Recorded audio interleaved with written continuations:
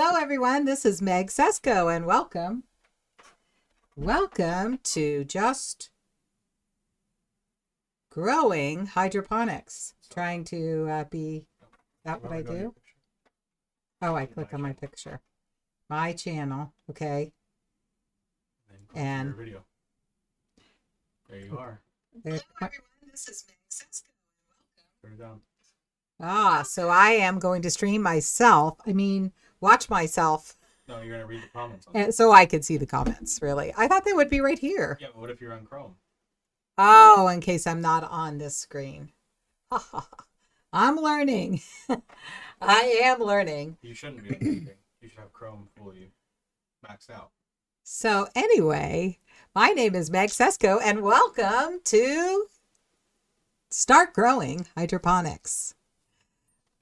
Well, this is my second live episode, and today I just, first of all, because I know I have new followers and things, I just want to introduce myself again, Meg Sesko, but I want to give a little background on why I am passionate about hydroponics. I started learning about hydroponics as a private school teacher back in Florida, where I used to live, where I think I still live. That's questionable. But I would teach whatever they wanted, and somehow I became the gardening teacher, and we were able to meet a gentleman, I call him Farmer Dave, who will be coming on our program next week. Farmer Dave basically donated tower gardens to our garden and helped us and came and helped me teach the students about hydroponics. What did I know about hydroponics at that point? Pretty much zero.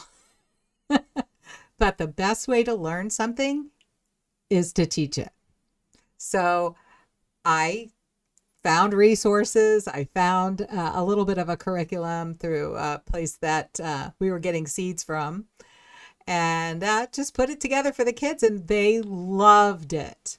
We were able to grow all sorts of lettuce and vegetables, and we were able to use those to make salads for the students and for our fundraisers. So it was a very beneficial program for our school. Is something unique, and really got to teach not only the gardening, but the nutritional aspect as well. So that's something we want to kind of focus on today. Focus on at least at one of these episodes. I never know exactly where these episodes are going, to be truthful. I'm just going to kind of have some notes of different ideas, and then whatever feels right at the time is where we're going. But this podcast is designed to be collaborative. So I appreciate any comments, questions, reflections, anything like that. So we're going to start off now.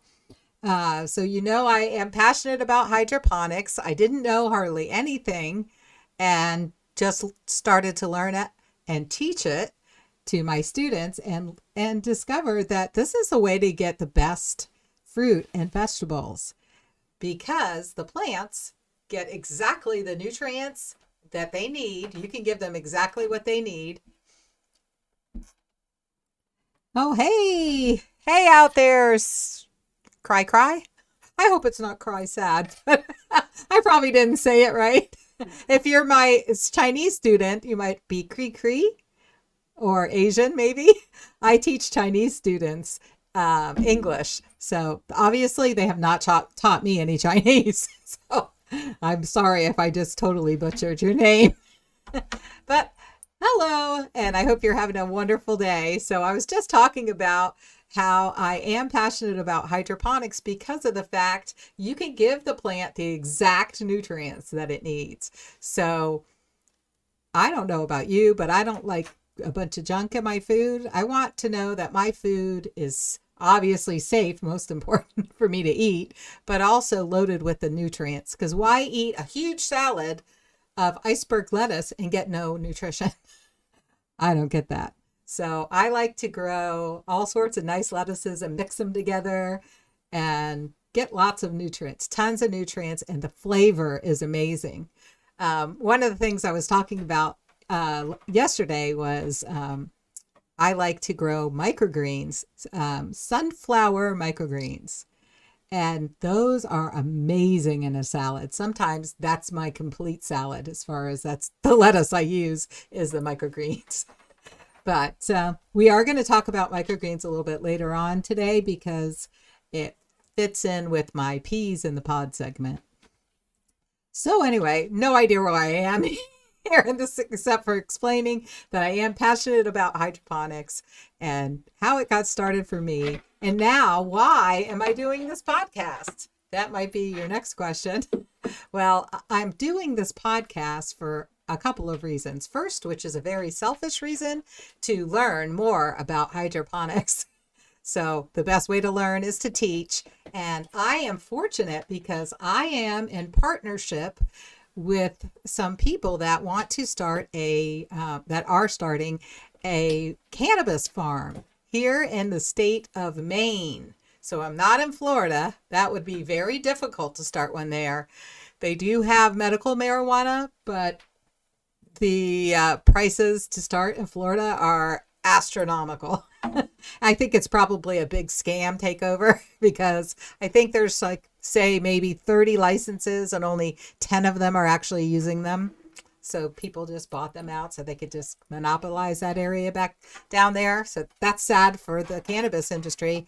But here in Maine, rules are very lax. Licenses are inexpensive. And it's recreational and medical is approved. So there are still lots of rules and hoops to jump through, but it's definitely more doable than in Florida. So I am so out of my comfort zone. I'm used to sunshine, no winter, and I like to go to the beach. I like hot weather. So this year I'm in for a shock, I'm sure. They tell me that it gets negative 40 degrees in northern Maine.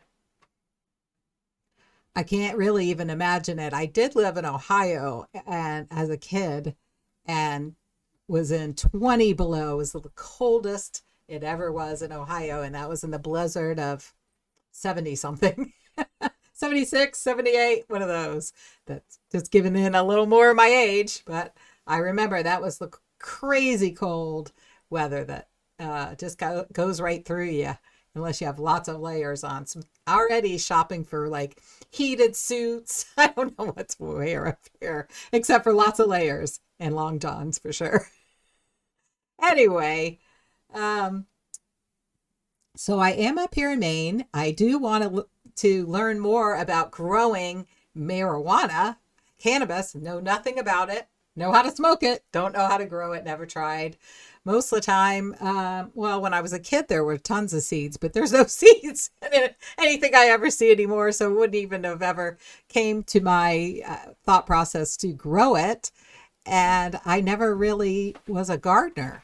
So I just taught the class because they needed someone to teach gardening 1 year. And then it turned into 2 years. And the second year, we ended up just a fluke of nature. Who knows? But we got a farm, a hydroponic farm of 30,000 plant sites. It was a U Pickett strawberry farm. And we were able to get strawberries and bring the kids there. They learned how to clear out the pots, plant lettuces, tomatoes, squash, green bean, all sorts of things.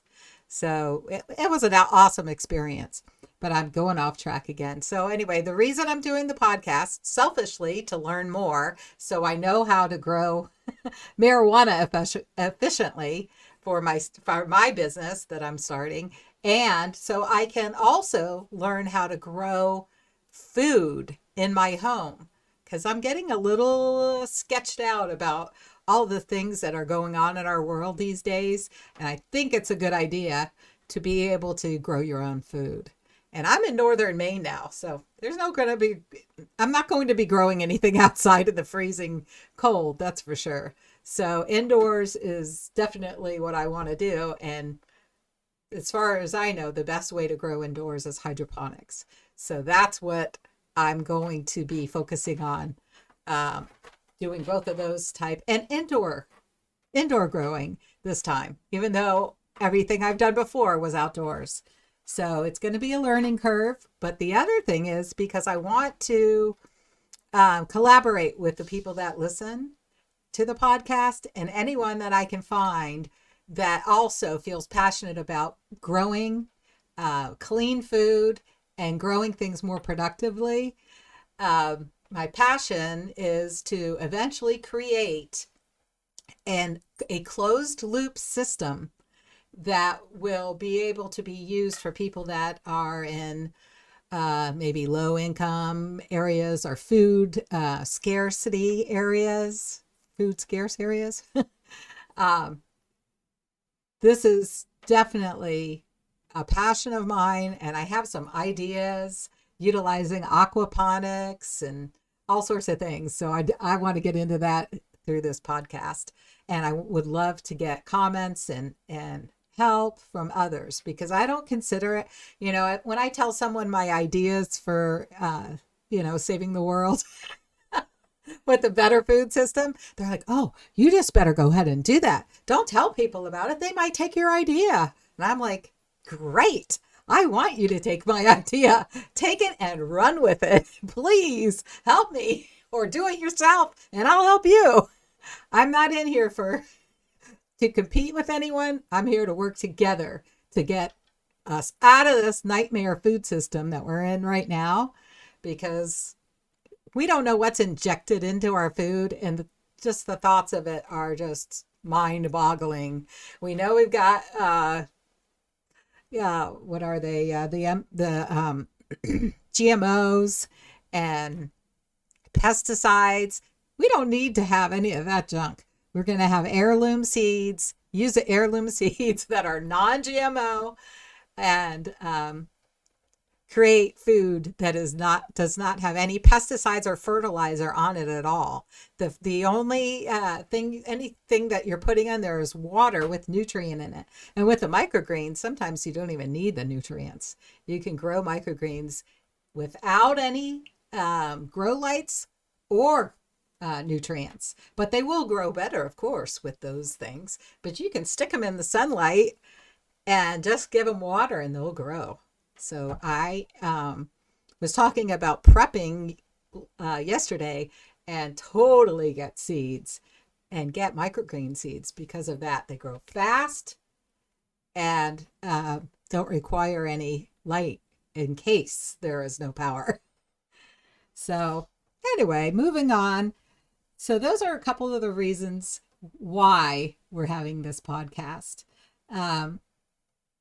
Now, today's segment, we're basically going to look at some different ideas. I have no idea. Is it better, or is it, it's not the question really. Is it better to use one certain hydroponic system for food and another one for growing cannabis?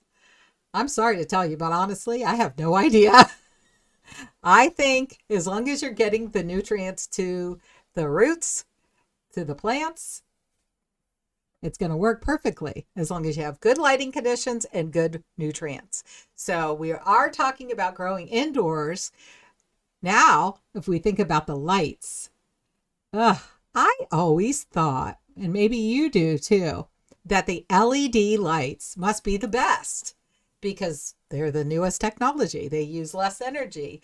They can be specifically set to certain color schemes or full spectrum. They're easily controllable. You can control it from your cell phone. What's not to like? But we are going to find out next week when we talk with Farmer Dave that is not the best lighting to grow cannabis. Not sure if it's the best lighting to grow food either, but I definitely know now it's not the best to grow cannabis. Who'd have thunk? So anyway, we're going to get into that next week. Little plug there for Farmer Dave, who is our expert gardener. He'll be working with us on the cannabis project and on probably will help me with my in my house project. but also the grand scheme of the food system that we will be sharing with people, hopefully, eventually, all over the world. So let's go ahead and go to the YouTube here. Here's a system that I think looks like it would be pretty easy for someone to make themselves. This indestructible $99 drone We're going to get a is now commercial available here. in the US. This is an extremely Excuse me. high-tech 5,000. So I'm going to go ahead and put this on here so we can both see it. This is about a hydroponic system with a PVC pipe. I'm interested in this because I think the idea of growing up is the most efficient for a food system. I don't know about the cannabis grow, because you're going to start off with your little plants, and the big ones, I don't think they could hang out of towers like that, but I could be wrong. But I'm just interested to find out if we can grow in these type PVC pipes, because that would be something a do-it-yourselfer could make, right? So let's see if this works for us. Let me play this for a little bit and see what we've got.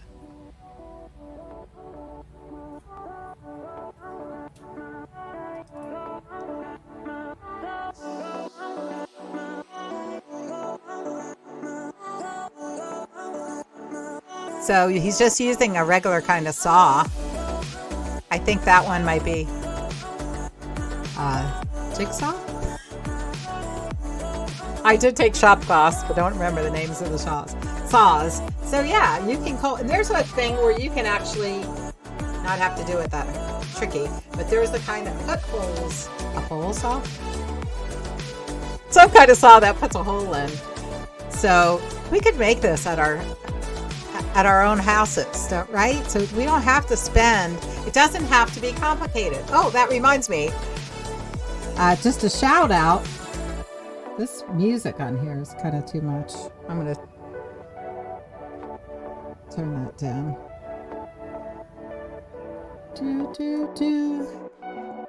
See, how can I turn the music down on this? Here, we'll just do that. Because apparently he's not saying anything anyway, so his music's just overtaking the talking. Oh, there we go. Aw, he has his children helping him. Very nice. You know I love that. That's what we need to do. We need to teach our children how to grow food and how to cook food. That's what I taught cooking class and gardening class at this private school. So cooking class started out to be, it was kind of supposed to be home economics, but all the kids ever wanted to do was cook. So I just went with it.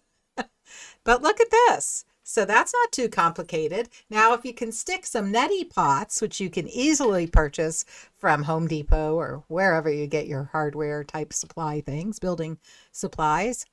I'm not crazy about styrofoam, but if that's your only option. Oh, they use that. Oh, for the ends. Might be able to find a Pringles can lid or something. I don't know. So now what? Oh, let me go back and see if they've got any. Okay, he's just filling it with water. Okay, I wasn't sure if he said something there.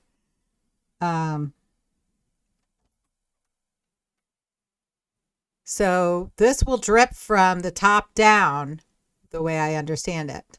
It looks like I just drip into each one as it rains or as he waters it. Oh, here's his line. I see the lines now. Okay, so let me just go back here a second. Where was that? Okay, right there. So we can kind of get an idea of what he's doing here. He's got his actual faucet right here. So it looks like it's coming up some type of hose. It goes up. I would like it if it goes up to this one and then drains down to number 2 and then drains down to number 3 into a bucket and reuse it. That might mess up your nutrients. I don't know. Can we just do that? A question for expert farmer Dave. But I like this idea. So it's easy, it's inexpensive, it doesn't have to be difficult. And there's easier methods even than this. So I totally agree with my follower there on Twitter. Doesn't have to be complicated. Let's look at a cracky method. Cracky is just the name of the guy,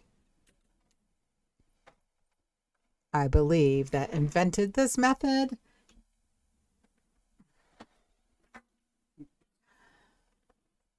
Okay, so cracky method tutorial. Let's try it. Oh, better put the Every computer in your house. back on. Your mom's, your dad's, your sister's, your brother's Skip computer. the ad. There we What's going go. on, Epic Gardeners? Kevin here with this Thursday's video. We've got the Kratky method. Now, the Kratky method is a hydroponic method for growing plants that is probably the simplest way you can grow. And the reason I say that is because it requires no pumps, no wicks, Less no expensive. electricity, and honestly, once you set it up, No you can electricity. use it practically hands-free. So here's an example of what Kratky looks like in practice. Here we have some simple 5-gallon buckets that have no air pumps in them, no air stones. All they have is hydroponic nutrients, water, and plants and a growing medium. And we'll talk about why this works in a second. But first, let's talk about what we need.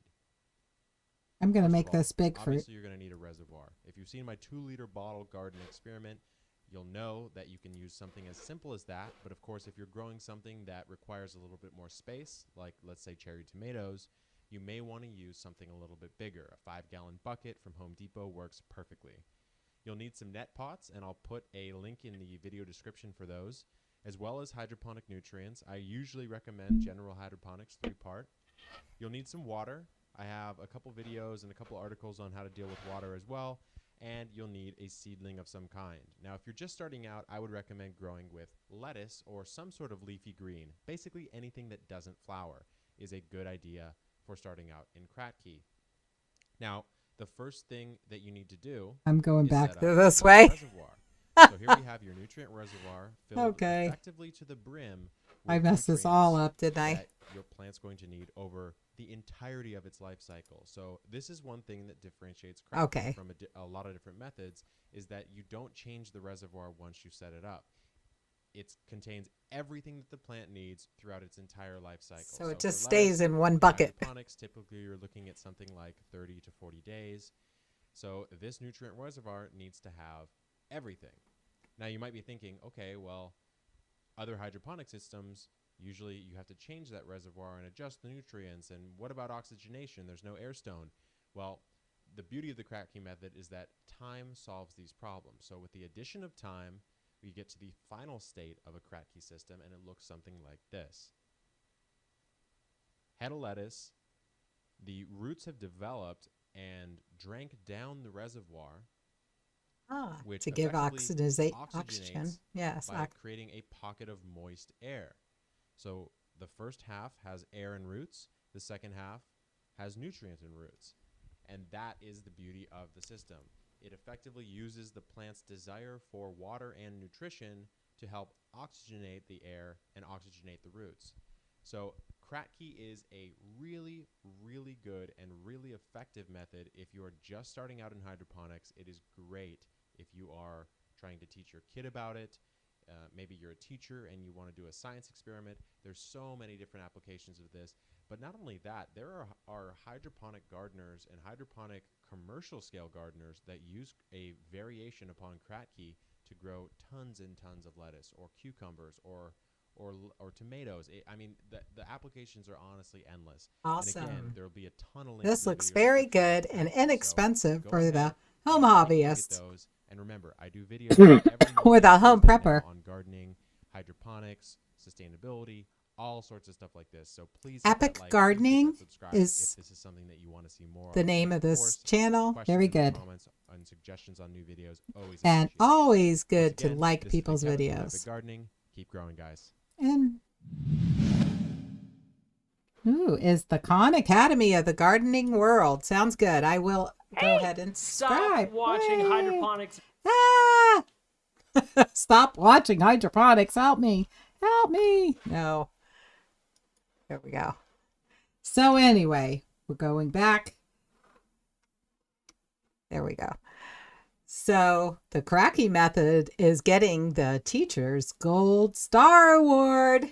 I like it because inexpensive, can grow any kind of, they do recommend starting with the leafy vegetables, but you can grow anything. You just use the right nutrients for whatever you're going to grow in each bucket, right? And the fact that it works without electricity is great for an option if you're concerned about prepping for any natural disaster, which, like, of course, in Florida, we had hurricanes all the time. But for any kind of cyber attack or power issue we might have in the future, this is a way you can still grow your own vegetables indoors, because not going to grow them outside in freezing cold Maine. So this looks like a very good system. It doesn't look like you have to maintain much. It definitely doesn't cost much, but you do need to remember to get your hydroponic nutrients. So you might want to stock up on that. So next, we're going to go to our peas in the pod segment. Peas in the pod is just a silly idea that I had when I created this podcast, but basically it just means the subject of the podcast will start with the letter P. So yesterday's was prepping, and today's P in the pod is power outages. I'm still going along the same theme, because there has been talk about possible power outages. Well, of course, not only just talk, but we've seen some situations where people are without power, even in the United States, brownouts, different situations, and we just don't know what could happen. There's talks of a solar flare might take out the electric grid. Or, I haven't gotten that far in this book yet, that might be part of the plan. I don't know. However, on the other side of the coin, he seems to think this is part of the plan. When this will happen, I don't know. If and when, I don't know. But I do know that better to be prepared and it not happen than to not be prepared and it happens. So you want to make sure that you are prepared with some sort of way to grow food if there is a power outage. So we just learned the Cracky method is a suitable method for that purpose. All you're going to need is the nutrients. So stock up on your nutrients, and put it by the sun. You can't have to worry. That way you don't have to worry about having a grow light that runs off of electricity. Or something that I was considering, and I'm just going to pull this up. I'm supposed to be on the other thing here. Let me come back to that. I'm going to get this technology. There we go. So we go here, and then I can go back and we can share the screen. So Home Depot. I always look at Home Depot. Oh, I'm still on YouTube. I mean Home Depot, the site. I had a Home Depot only 2 miles or just 5 minutes down the street when I was in Florida. But here's the funny, kind of not so funny thing. Here in northern Maine, I am so close to Canada that if I could go to Canada, it would be 5-10 minutes away to go to Home Depot. But since I cannot go to Canada, 3 hours. It's 3 hours to go to Home Depot. So I haven't been doing except for online, I haven't been shopping at Home Depot, unfortunately. But they do have a Lowe's. That's like an hour away. I'm in the middle of nowhere. I really am in Canada. Talked about that yesterday. But the marker for Canada is in my backyard, literally in my backyard. My house is in Canada. It's a disputed border, but the marker, the white like statue type thing, is in my backyard. The house is in Canada. The garage, the detached garage, is in the United States. So the undisputed border is the river, which is 20 feet away or something. Well, we have the railroad tracks and then the river. But I could practically throw a rock from here to Canada. So anyway, my Home Depot pity story is that I can't go there because it's so far. But I love to shop online, and I was looking at a solar generator. I don't know anything about these things, but I don't think the wind thing is for me. But I was looking at, power transfer. I'm not sure what this was. I was looking at one that was like $1,500.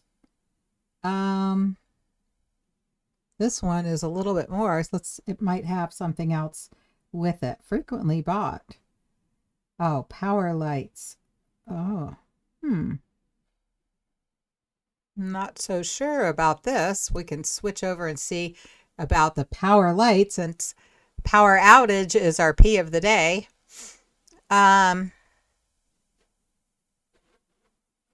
What do they do? Mode, power, to just, okay, I see. Okay, you can fit a charger thing there. Let's see. It's the perfect complement to Nature's Generator or the Nature's Generator Elite. The power light is a 2-setting LED light that provides up to 40 lumens. That's pretty bright. The 2 settings offer you either bright or dim settings. Okay, you can choose to keep the power light constantly powered or use the eco-friendly to conserve power.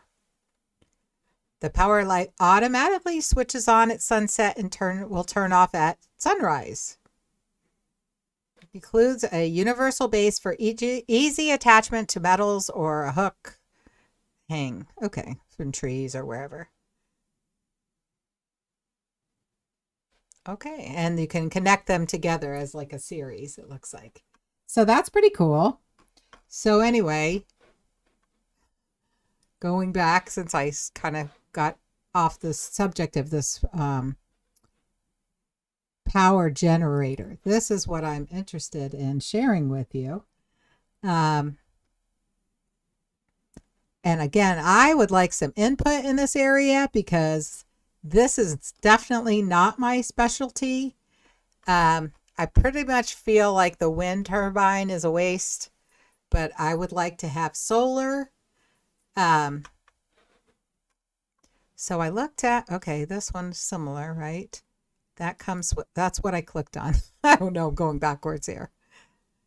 It is a 3,600 watt, but it has 2 100-watt solar panels and power transfer kit. So,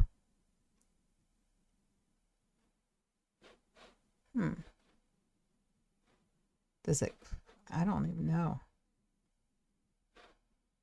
Can't trust the grid in Texas. Yes, that's true. That's right. Oh, I can't answer the question. Nobody answered the question. Lots of questions, no answers. Alrighty then. Oh, here's some things. Bought this little system. I always like to look at the reviews. I bought this system with the hope that I'd never need it, but the recent power outages in Texas and even here in Oregon have convinced me I made a wise purchase. This system was fairly easy to assemble. The solar panels, yes, it looked like some assembly, but it's not complicated. I even installed the power transfer system myself. I don't recommend this to anyone who has who doesn't have advanced electrical skills, but it was pretty straightforward. My breaker panel was recessed into the wall, so I recessed my transfer box using a plastic access panel to cut and fit it around so I'll have access if needed. I have this connected to my refrigerator and outlets in various rooms. Obviously, it probably wouldn't power my heat pump, but here on the Oregon coast, it rarely ever gets below freezing. So he recommends it for a backup system. See, I really don't even know what I need this for, but I know that I need it. It's crazy. Okay. Can you? No, the people think that it would do all these things. And AC, is this enough power to power an RV? No. Small appliances only.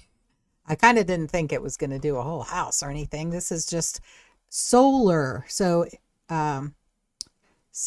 that one said 36. Oh, sorry. 3,600 watts. And this one that's 1,500. What's the difference? Because here we go. This one's here. Okay. And then I went down here and saw the other one.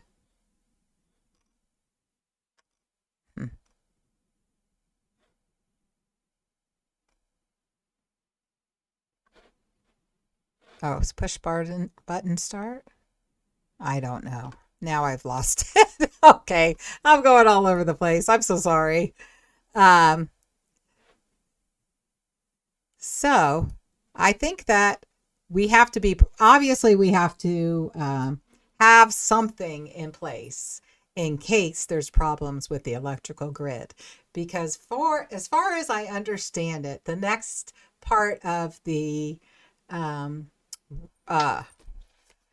reset is going to deal a lot with climate change.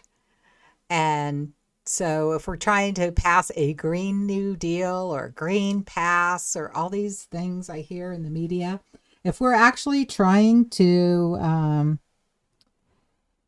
do that, they're going to want us to use less and less power. I think we're going to see brownouts. It's just, I can see the handwriting on the wall. So I don't know how long they're going to play this game, but I would like to be able to have some kind of power to be able to put on some lights, to maybe charge my phone or iPad, to be able to see my pictures, I screenshot so many things, that I want to read. I'll screenshot it to see my pictures. They're all on there, right? So sometimes I would like to be able to have electricity for that. So in a world with when she was talking about, that review was talking about the cold winter, I am in northern Maine. I'm above Ontario, Canada, even. So I can't believe, as a Florida girl, I'm semi-native since I've been there for over 30 years. Since I'm up here in the freezing cold of Maine this winter, I need to have heat. And so what I decided to do on that was I was able to find a wood stove that's from the 1950s. So it requires no electricity. You put your wood in there. I'm putting it down into the basement. And we will have heat without electricity. But I figured it's safer to be in Maine than it would be in the summer, especially in Florida, which I know Florida is an awesome state. And I love our governor, DeSantis, is doing an awesome job. in Florida, if we don't have any electricity, there's a lot more people than there are in nowhere, Maine, where I am now. And people are going to go crazy without any electricity. That's not going to go well. And when there's more people, there's more problem. So that's why I kind of think that Florida's not going to be the place I'm going to be hiding out. But also in the summer, if you don't have any electricity in the summer in Florida, you're in big trouble. So I know you can fan yourself, but it's not going to take away the humidity. So I think that it would be easier to deal with in a colder state. So take that as you will. But power outages, be prepared. Have some way to heat your house, because that's a lot more important than being able to have air conditioning, as nice as that sounds. But having heat is paramount. Totally has to be. You definitely have to keep warm, and blankets won't do it in northern Maine. So anyway, this solar power generator I think is an excellent idea. So that's one of my recommendations. As far as which ones are the best, that I still would have to say we need to research that. So if anyone has any tips on that, I'd be glad to hear that. And what about ham radios? I mentioned that in the prepping episode yesterday, but out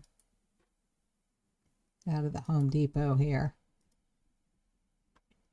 Ham radios. Do they need electricity? Well, I found that ham radio use during a power outage. Oh, I got it myself into an ad again. How long will your battery last? Oh no, really? Fan designed to warm your living space faster. Simply place so the they fan on are top of your battery. stove. This is Twit. So I wanted to talk a little bit Okay, about Amanda, we did see her preparedness. yesterday. We have our own So they put theirs into their what do you call it, box, the box on their oh no, I'm sorry, I got that mixed up. They are going to run out of power, and they're usually on a shared site. So if it's with a radio station that's transmitting 50,000 watts, you're not going to last that long. And they don't always have resources to get gas back up there to refuel these generators. So just think about those things and work with your clubs or your Aries groups and kind of work on that plan. Sort And of say, stop there. well, we'll have a net control and we'll put them in place and we'll take a check-in at the top of every hour or at the bottom of every hour, or go back and forth That would have between been me. repeater That's systems me, right? and work it out. But don't just always go on there. What's going on out there? How's the weather?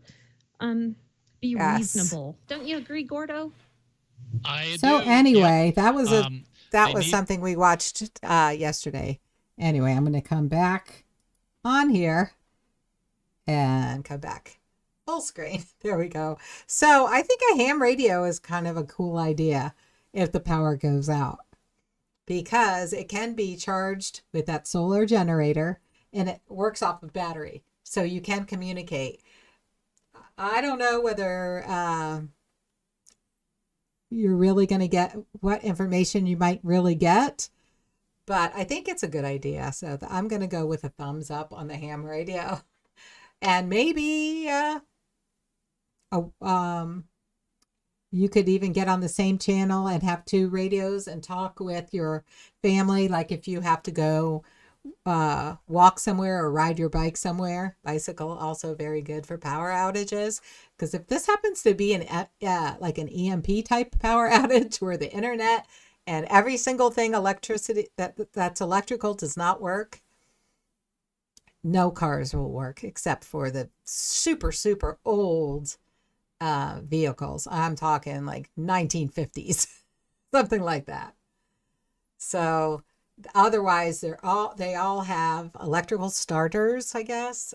I'm not a mechanic, and I don't even play one on TV, but I know that they won't work. So bicycles are definitely a good thing to have. But as I was saying, a ham radio, maybe with one person that's staying home can communicate with the person that's going out to hunt for food or wherever they're going on the bicycle. That would probably be a real asset to have.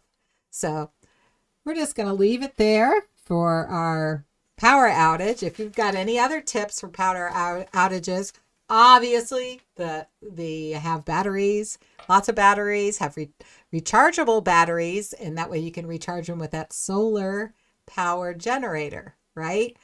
And flashlights. Candles are always nice, but flashlights and rechargeable batteries. So I appreciate everyone tuning in today. If you have any other, I know another thing I did want to say about that. I knew there was something else I was forgetting. As far as power outages go, you've got to be able to grow your own food. And most food requires light. So we've got to utilize our sunlight. So utilize your windows. Make sure that you can have trays and things ready to grow microgreens. Are you guys familiar at all with microgreens? That's what we want to get into also. I almost forgot about microgreens. There are some excellent resources on microgreens on YouTube. I love this one company. Let me see if I can find them. Oh, this is the microgreens Epic Gardener, but I think it's on the grill. Yeah.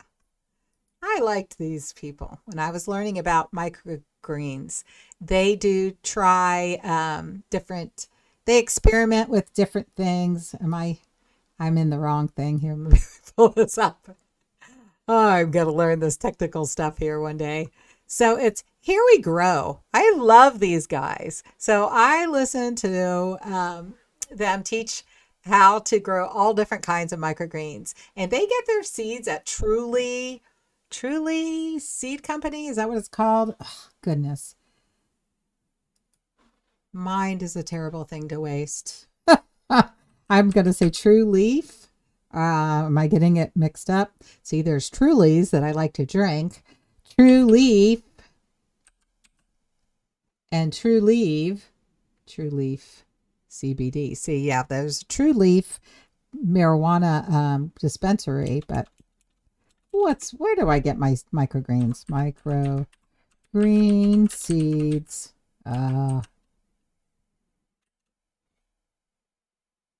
They'll probably come up because they're not Johnny's. True Leaf. That's what I said, right? True Leaf. Okay, True Leaf. I don't know if I said that. Anyway, True Leaf is where they get their seeds. That's where I bought my seeds. I followed what she said and it worked perfectly. But if you don't need it to work perfectly, you can still grow microgreens without lighting.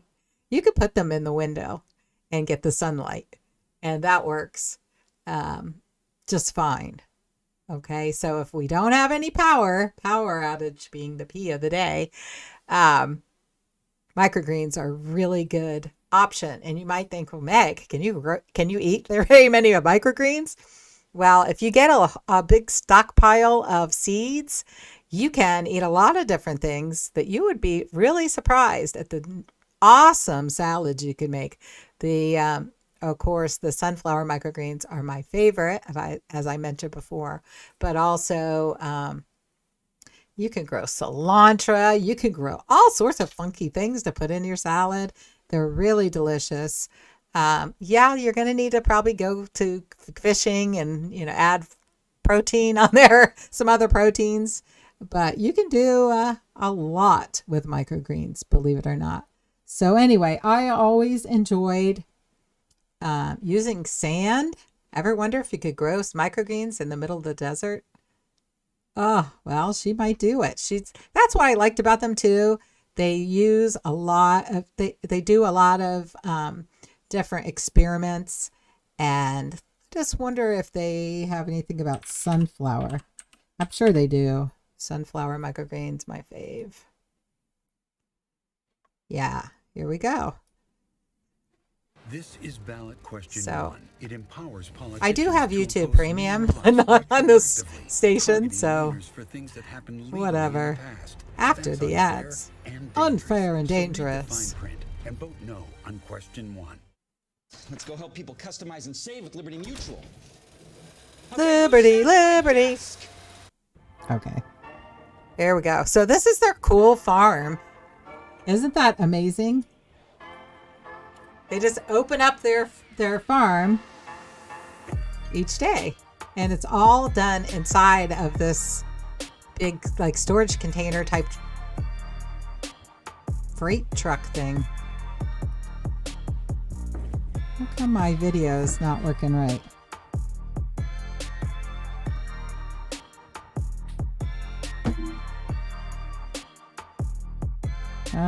Okay, so we are on the first step for our sunflower microgreens grow, and what we're going to need is some form of bowl or something you can put your seeds into and a way to measure that. For us today, we have our scale, which I'm going to turn on, and so she we teaches also you have our step by scooper. step. So For this grow, seems we're like gonna be such a using nice the black person. oil Such a sunflower sweet lady. seeds. We got these from True Leaf She's Market, awesome. and True Leaf we're Market. going to use 125 grams. So I know that one scoop is 125. So let's just get this measured out. Need a little bit more. So yeah. Battery run. Okay. So we got our Scale, and hey, seeds. if this power's out, Black that's the oil least of your sunflower worries. seeds, they're a lot different than the other Just put some microgreen in there. varieties that we You can grow, soak, because with you these can ones, not we soak. actually do soak them. So I'm going to go ahead and move over to the sink and we'll go over that. So they do All right, soak so we them. are over at our sink right now. But you don't and have we to. have two different buckets. One of the buckets is going to have our water and our sunflower soaking in them. And then our other bucket we're going to place on top to push the seeds down during the soaking period. So now the other things you're going to need is obviously some water. We're going to fill this bucket up just about right here at this line. You really don't need much water at all. And then we're also going to pH balance it. So let's go ahead and start filling our bucket up. So that's if you wanted to grow it. Okay, so we have Really, filled the bucket up let me to just 1.5 liter mark. put And the her on reason why we're pause for a using second. So yes, you don't have to pH balance your water, but know that your water, if the power is out, you're not probably going to be, you can use a pH tester, which certainly lasts for a long time on battery, but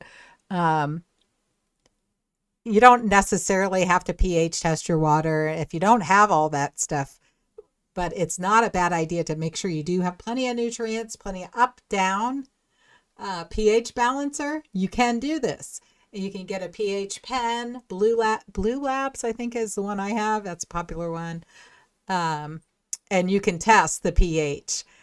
But to get your water, you want to have it like between 5.5 and 6.5, I believe, is where it's good. So, but if you don't have any of these items, it's not going to matter whether you soak your microgreens or not. The sunflower ones, I tried it both ways. It works either way. Some people say soak them for an hour. Some people said 6 hours. Some people say 2 days. I mean, that's a little ridiculous. But I found that you didn't have to do it at all. So why bother? So you can just put them out there. They'll grow. They grow in soil. They grow in cocoa coir, and they'll grow just hydroponically on mats. You cover the trays in the beginning, but she explains everything to you. So I learned how to do everything. Water is because we have a small amount of seed, so it doesn't. I'm just going to skip or anything else you might have that you can place on top, and you're going to place that on top of the seed, so that way it pushes those seeds into the water. So you don't have ones that are just floating on top, and then you have ones that are on the bottom. This way, they are all submerged into your water. Now what we're going to do is we're going to set a timer for 8 hours and let this soak, and then we're going to come back out and we will begin seeding. Okay. So I want to go over real quickly why we soak our sunflower seeds for 8 hours. So in the past, whenever we have done experiments where we do different soaking times, and with sunflower Specifically, we found that whenever we're between the 1 and 8 hour mark, we tend to get better results with germination compared to when we go above that 8 hour mark. We actually, whenever we go above that 8 hour mark, we start to see less germination, and we also start to notice that the seeds decay a lot quicker, which causes issues like molding. Yeah. So we keep ours Don't want to soak them forever. in our space. 1 hour is good if you want to soak them, but I don't find that it's necessary. Us, may be different for you, and that's why you see people out there that like to do a higher soak time. So definitely play around with it. And I did. So it has been Of 8 course. hours of our sunflower seed soaking. So now what we're going to do is we're going to pull off this top bucket. If I can get it unstuck. I'm going to try to knock off some of those seeds that got stuck on there. And I'm just going to move that out of my way. That's another thing. It's hard to get it so it stays down. I have my strainer over here, and because of the way our sinks are made, You can just rinse I them can too. actually set this right here, and I'm going to pour these seeds into the strainer. So now I'm going to take my hose, which is currently on the shower setting, so I can get a little bit more power, and try to get the rest of those out. And I'm going to set my bucket aside, and I'm going to clean those later. For now, what I'm going to do is I'm going to take my hose, which I have it on a shower setting right now. You can just stick this underneath your faucet or whatever you have available, and you're going to Rinse give your them. seeds a rinse. Just try to rinse them the best that you can. It doesn't have to be absolutely And that's not going to be perfect. pH You just wanna balanced. try to It's get just some coming more out of your dirt faucet, that's so on them. unless you have a filter on there. So that's Okay, not super so now- important, but let's just move up. So what she this put them on is it's top. first-grade hydrogen peroxide, 2 tablespoons, Oh. mixed with 1 liter of water. So we use this because sunflower seeds tend to mold and decay after they've been soaked, and this helps to prevent that. So now that we have finished watering this and giving it a spray with our antifungal, what I'm going to I do never use the is antifungal I'm going either. to take that other tray and I'm going to put it on top of the seed. And now But we are going you can to finish add watching this our too. We don't have to 50-pound watch the paper. whole thing. But this is And kind of next, cool I'm how going to you put cover on the it shelf behind me. and then put weight on it and let it Alright, sit so that that way is for it a the few seeding days. process. I'll see you tomorrow whenever we check on the crop. It is day 1 So of our she comes sunflower back extraction every program. So day. we're going to pull this today. And So what I'm there's going to do first hardly nothing so is far. this, and we're going to put And then she our puts the brick weight back back on, top. goes back. Mixed with our Now regular she's water. got some sprouts going, a little bit of sprouting going on there. As you can see, she waters them every day. Okay. And And it's then good to we are use going the to give pH it balance water, a light RO rinse water with with our pH antifungal, balance. which is once again If you can have hydrogen that. peroxide and water. If there's power outages, just water them. Do what you can. And I'm But just I'll going to see you skip. tomorrow. It is day 4 of Day our sunflower 4. grow. So we are going to pull this off. My story Whoops. starts in Uh-oh. school. I found a job at the most. Oh, sorry. So anyway, microgreens are highly recommended because they grow fast and look how they're going to turn out. I'm just going to play this again. Glamorous resort of Oh, okay. I guess I have to. Ok, chance no esto. How many ads do I have to have? Too many. Oh, this is unfortunate. Okay, here we go. And take a peek at it. I'm the impatient. bottom, because Now if they something start looks to good, really I'm sure come. it's They're good. really coming, right? So let's This get is it only a mixed few in. days into this. And that way that these keep that beautiful white color you see. And then skip ahead. She puts Now it back we're going to on. put this on our shelf. No weight this time, but still And- covered. And So then that way later I can show you this trick. they're where you starting to rub really the come top, up. and it helps get those seed holes off. But right now I don't think it's ready for that. I think tomorrow we'll try that trick. Okay, And for so now, she's gonna put you'll this back you'll on the sweep shelf. the still with the cover on top, but you're So gonna what I'm sweep gonna off do is those later tonight, hulls I'm gonna come back because they're gonna have all out those and then hulls check on the there bottom in your tray, salad see if we can greens. spritz it again. And we're also So going that's to she'll spritz probably the do that top this of next these time. sunflowers and see if we can get some of those seed holes to come off. Yeah. And we're going to put it back underneath the. So now we're going to pour this underneath here. And look at all those roots. Looking healthy and happy. Whoops. Okay, so now that we have bottom watered it, we are going to take our She's watering mister, from the bottom instead of and spraying. this is just the regular filtered tap water. We're going to mist the top of these, and that way we can get these seeds to start loosening up more. Just a little mist. Does is it helps soften It softens it up, and then you can get them off of there. Now, we're It's going kind of to a do pain. a little trick. So make sure your hands are completely washed. You don't want your dirty hands rubbing all over your product. But my hands are clean, and we're just going to do this. And if you can see seed holes starting to pop off of them. And this just kind of helps loosen those seed holes. But they grow so way to do easily. that. And the flavor Let's just try is to get a few off. amazing. You don't want to do it super hard. Really good. 'cause if you Really do it like a hard, you're nutty gonna break the lettuce. So plants. good. You just want to give it really light. It's sweet. It's not bitter or back and anything. forth. Really We're nice. just going to do this a couple times. I like to switch directions. Okay, so And that we way get it the starts- idea there.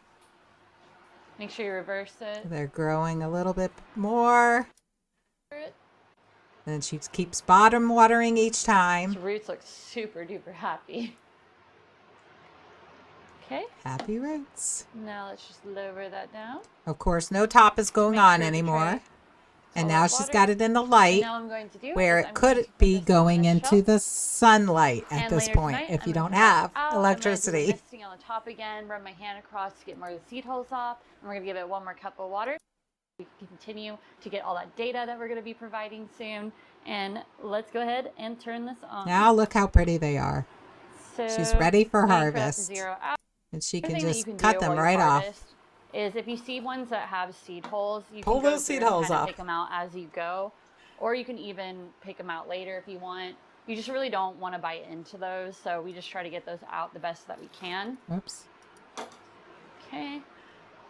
And I'm also trying not to harvest too low, because if you go too low with this type of medium, you're going to end up having it all over your end product, and it's just not And really she used pleasant. cocoa core And in our as space, the median to hold we her don't seeds. like She put them to on top. wash She didn't have to ours. bury them or What anything. we'll do is we usually tell customers, hey, wash this before you use it, because what it does is it really helps it maintain a longer shelf life compared to if you have crop that you harvest. It lasts a and long it's time. just I had jam them and you're in putting it my back. That's just not good for refrigerator it in the long run. for a long time. But yes, of That was course. really good. Look So how what nice I'm going to do they now look. is I'm going to take a moment and get this out of my way, and we will move into the bagging part. Use it because that's just potentials for pathogens in our fridge, and then we have no idea when we harvested that on and when it goes bad. So they mark it's their always bags. good to put the date and the name on it. I highly recommend that too.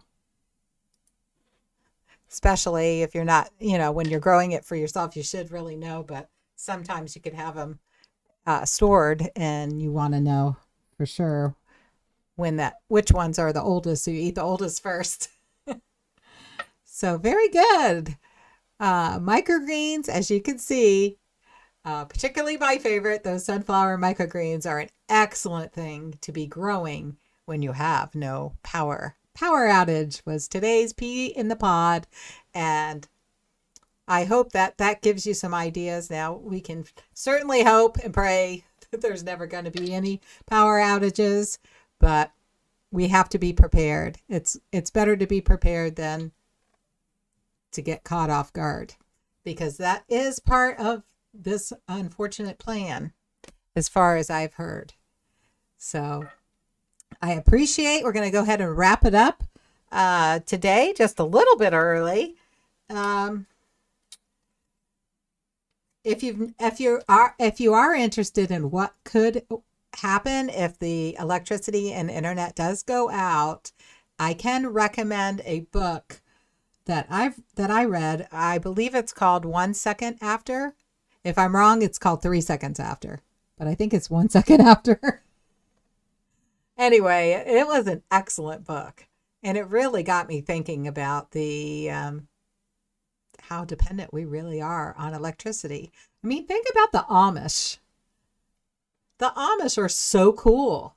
We have Amish up here, and I've been getting some produce from them. Oh, magnificent pumpkins, the sugar pumpkins. I've already made so many pumpkin pies, and it's only October 14th. Yes, and I got to actually make a white pumpkin pie too. So I always feel good getting my produce from the Amish because I know they're not putting pesticides and things on it. I trust their food. So if the electricity goes out, do as the Amish because whatever they're doing, they're not using electricity, and they're creating some excellent food. So that's a whole nother story. That's really involved on how they do that. Maybe the whole time they knew this plan all along. I don't know. But anyway, if you can afford it, maybe buy a horse. I see them going on the horses on the carriages. Really cool. Don't get me wrong. I like my electricity. I like to have my hair straightener, my TV. I don't watch TV too much, but I like it for YouTube. And Odyssey. What about Odyssey? Does anyone know about Odyssey? I think that's the place to stream, and I will be checking that out. I like this Twitch idea. This is very unfamiliar territory for me, but my son, who's 26, told me about Twitch. So streaming live on Twitch and sharing it on YouTube. Who knows how long that'll last? I really feel more comfortable having my own platform, or which I thought I was going to have with the WordPress something OBS. I'm not sure if that's right. I thought I was going to have my own platform there, but I guess there's a fee to do that, which not the end of the world, but I think it's like $600 a year. I might do that. That was the plan, but I am going to recommend that everyone check out what used to be called Library. It was LYB or something. I forget how they spelled it, to be honest, but it was spelled a weird way.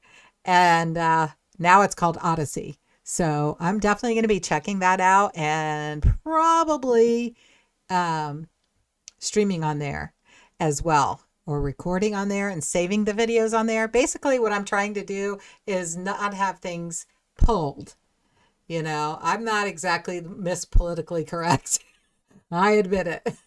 I mean, you can read my shirt if you can read it. It might be backwards. I think it's the right way. I could see it. Yeah. So I must admit, I will not submit. Anyway, so I don't want to be pulled off before I even hardly get some followers. So as a backup plan, I want to make sure that I am on something that cannot be taken down. I don't think I'm that much of a rebel, and I'm basically talking about things everyone should be interested in because everyone's got to eat. And I think most people prefer to eat food that is actually clean food that's not tainted with GMOs and pesticides and who knows what, glyphosate and all that yucky stuff. No, thank you. I pass on that. I would like to have pure hydroponically grown vegetables and fruit at all possible. So best way to do that is to grow some of your own. And in the future, let's work together to build small community type closed loop, not only hydroponic, but aquaponic systems. And we'll get into more of that next time. So if you're not familiar with aquaponics is hydroponics basically, but it includes the farming, I guess you would say. It's kind of a bad word with fish, but the growing of fish. So aquaponics, as you're raising the fish, as they go to the bathroom, that gets filtered. Like the solids get filtered out, and that ammonia that's from their excrement and their, all that fun stuff, that feeds your plants. So the water from the fish, they go to the bathroom, it gets filtered, the solids get filtered out through several different kinds of filters, and then it goes to feed your hydroponic plants. And then the plants clean that water. Their roots take up all the nutrients that it needs, which is the excrement remains from the fish, right? That ammonia and things that it needs. It's gonna transfer that into the nutrients a plant needs, and then it's going to clean the water so it can be circulated back around to the fish. That's aquaponics. So cool. So it just takes hydroponics to the next level. So that is the goal, to come up with a closed loop aquaponics system. And one of the things that I am very interested in is algae. And of course, fish like to eat algae, but blue-green algae called spirulina is something that I 100% stand behind.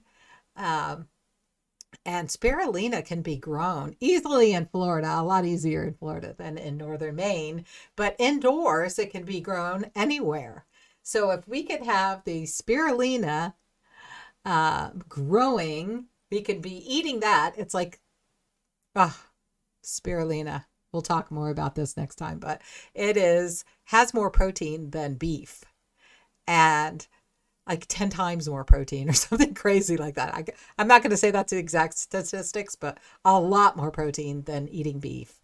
And it's got all your amino acids and all this sort of thing that keeps your body healthy.